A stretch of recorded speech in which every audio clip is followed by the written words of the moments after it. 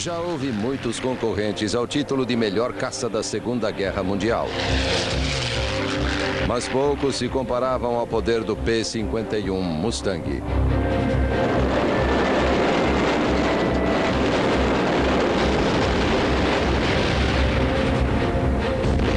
Os pilotos do Mustang dominaram as batalhas aéreas sobre a Alemanha, que acabaram destruindo a força aérea de Hitler.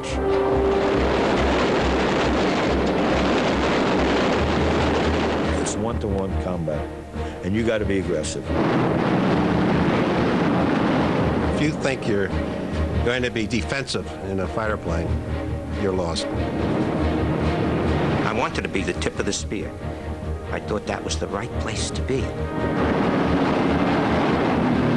A mistura de manobrabilidade, alto desempenho, poder de fogo devastador e longo alcance tornava o Mustang invencível. It was the finest as far as I'm concerned. Para muitos, o P-51 Mustang continua sendo o melhor caça que existe. Usando filmes de arquivo e reconstruções coloridas, Postos de Combate entra no perigoso mundo dos pilotos de caças Mustang. P-51 Mustang.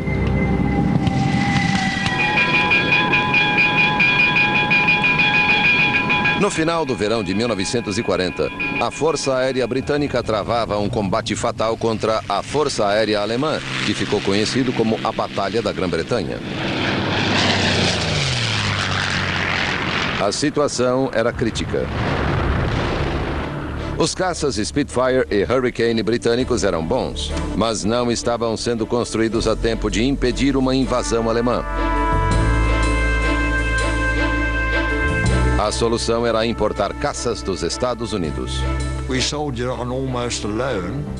We did know, I think, what we wanted, and we had some super brains who were ordering these things. We knew what we wanted and we got it.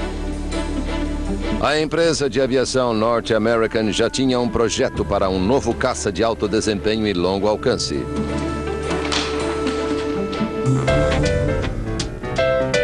Após apenas 117 dias, a estrutura estava pronta.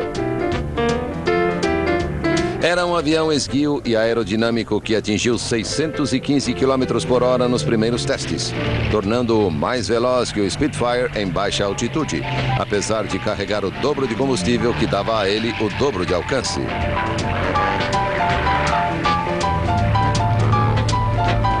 Mas em grande altitude o motor Allison perdia potência e ele levava 2 vezes mais tempo que o Spitfire para chegar a 6.000 metros.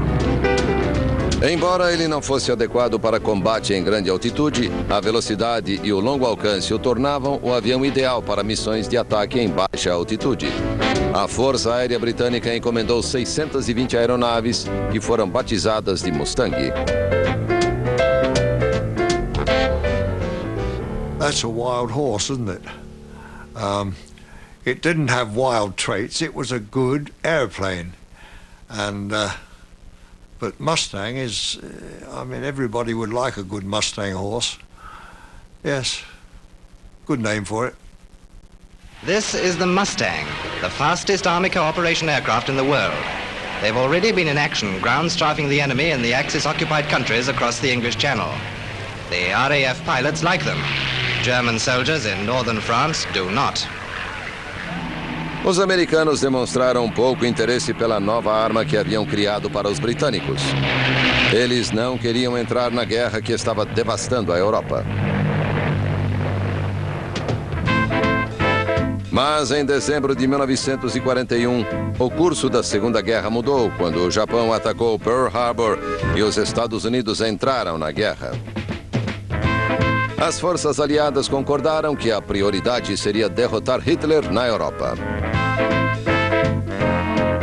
A Grã-Bretanha havia escapado de uma invasão, mas agora houve outra. Uma invasão amistosa, quando milhares de soldados americanos chegaram à Grã-Bretanha para combater o fascismo. Entre eles havia jovens pilotos recém-treinados, confiantes e ansiosos pelo combate, quaisquer que fossem os riscos. Now look, fellas, let's face it. This is our business. In war, there's only one place for you to be, on your toes. You know, a fighter pilot basically is an individualist. Nobody has any ego in his family because he has it all. Did you pipe that fair weather pilot telling me? I can handle this. I was young and cocky, too. In fact, a conceited son of a bitch. No, I thought I was pretty good. In fact, you probably never heard of a pilot that didn't think he was #1 fighter pilot in the world. Hell, I've met thousands of them. To stay alive, you've got to act alive. It's the deed that counts, not what you say. It's the deed. Your actions. Learn and live. If you don't, you won't. If you're going to come in combat against someone else, you know you're going to beat them. If you don't have that feeling, if you think you're going to be defensive in a fighter plane, you're lost. If you don't think you're a winner, you're in the wrong business. Okay? Okay. Os americanos precisavam de toda a confiança possível se quisessem derrotar os experientes pilotos alemães. Estavam prestes a entrar para a grande liga do combate aéreo. Well, we certainly know where we are now. Young cadets in full parade. The youthful hope and pride of the Army Air Forces. And we mean it. Yes, they're the best young flying blood in the world. E os Estados Unidos também se orgulhavam dos aviões que eles pilotavam. America's newest fighter plane, the P-47 Thunderbolt, has left the drafting boards and is now in mass production.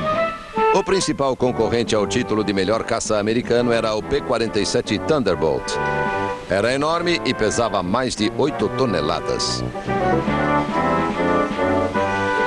Thousands of rounds of ammunition are stored in its wings.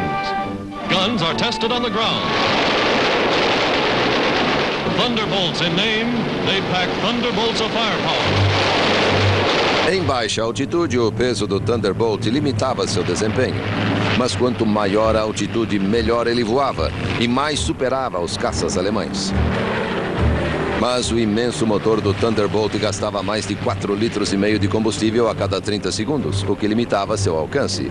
E alcance era o segredo da vitória na Guerra Aérea Europeia. Os Estados Unidos precisavam de um caça para escoltar os bombardeiros das bases na Grã-Bretanha até a capital alemã, Berlim.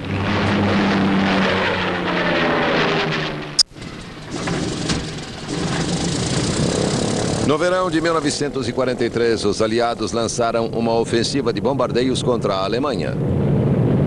Foi uma operação de 24 horas. Os britânicos bombardeavam à noite e os americanos de dia.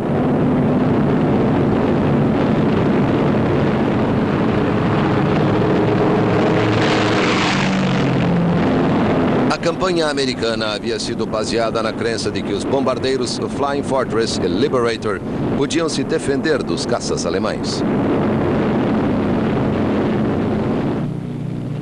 Mas os ataques diurnos resultaram em muitas baixas e logo ficou claro que os bombardeiros precisavam da proteção dos caças. Os principais alvos eram os centros industriais alemães e a capital, Berlim, a 885 quilômetros das bases americanas no sudeste da Inglaterra. A maioria das missões de escolta foi realizada pelos Thunderbolts, que voavam até o limite de seu alcance, cerca de 320 quilômetros da base. Com tanques de combustível extras, o alcance aumentou para 480 quilômetros, mas ainda muito longe de Berlim. A tarefa deles era proteger os bombardeiros. Sob a liderança de pilotos como o coronel Don Blakesley, os americanos começaram a ganhar a fama de combatentes agressivos. Don Blakesley was sort of a fighter pilot god on a pedestal. Everybody knew who he was, and he was a great leader. Colonel Don Blakesley, great leader of 4th Group. I actually like the business. It's probably a horrible thing to say, but I got a hell of a kick out of it, particularly when you're winning. My feeling was, if you see it, you go after it. Just aggressive. Just be aggressive.